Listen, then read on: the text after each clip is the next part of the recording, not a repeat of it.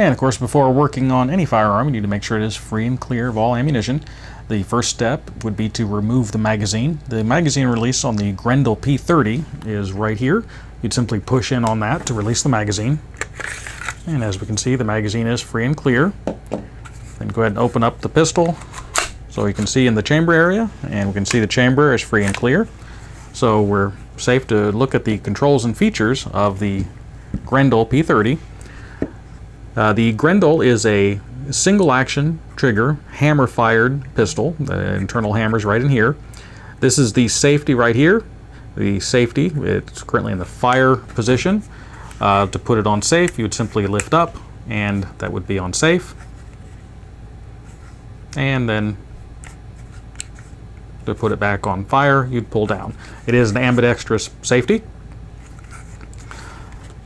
And it has fixed rear sights and a fixed front sight. Now the front sight is drift adjustable. It can be moved left or right a little bit. It's dovetailed in to account for windage to get it zeroed in. Other than that, there are no other controls and features, so we'll go ahead and take a look at disassembly. To disassemble a firearm, first step, you want to make sure, go ahead and cock the hammer, make sure it is cocked. Then we'll go ahead and put the safety on.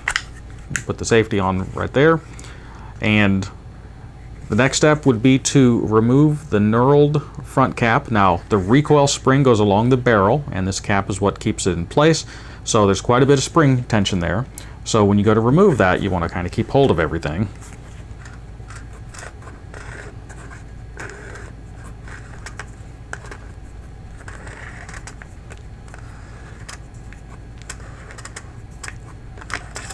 And take the front cap off and the recoil spring.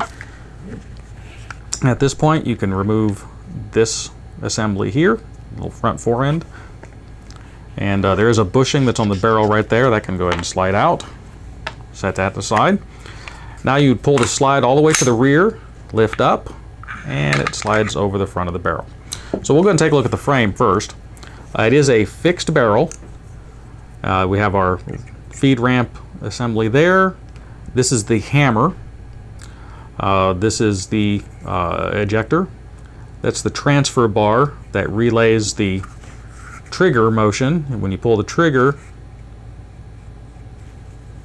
that bar will move up and down. That's also the disconnector. When the slide goes back, it would push down on that, and that would disconnect it from the sear.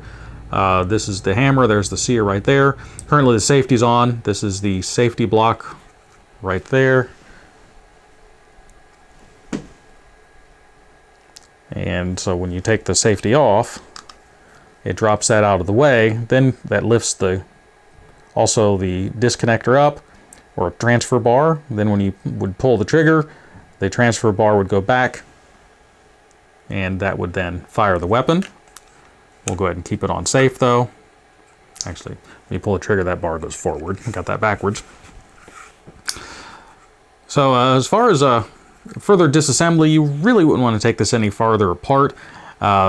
There's lots of springs and stuff in there. You can fully disassemble these. I mean, they're put together with screws. It's, you know, however, you've got quite a few springs in there. There's the torsion hammer spring. You got a spring back here. Yeah, it's just, you had lots of little parts in there, a little spring right there. Any, you know, damage or anything to any of these components would be, you know, could cause the firearm to be unsafe or just, you know, totally inoperable. These are at this point very much a collector's piece. These firearms have not been made for quite a while. They were never super, you know, common anyway. So any damage to any parts in there, you'd have to probably end up having some custom-made parts, or it'd be quite a search and it'd be fairly expensive. So as a general rule, you just want to leave all this assembled, just clean it all out, you know, scrub it down, wipe it down, give it a coating of oil, and that's pretty much it on the frame.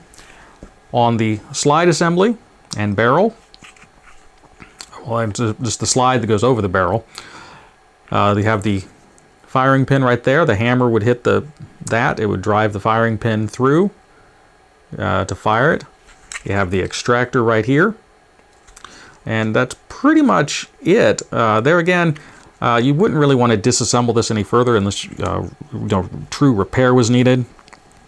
They don't make replacement parts or anything for these firearms, so this gives you access to get to everything to clean it. So basically scrub it all down, give it a light coating of oil, and you're pretty much good to go on that. Reassembly is just the opposite. So first you would put slide the barrel in, pull the slide all the way to the rear. You'd have to push down against the hammer as the hammer pushes up a little bit, and slide forward. Go ahead and put this piece back in. Put your bushing in. Now the bushing has a narrow step. The step goes first, so it goes in like this. Then you put in your recoil spring. And now you get the job of pushing the spring in over the barrel, and then you gotta kind of hold everything in and start threading it.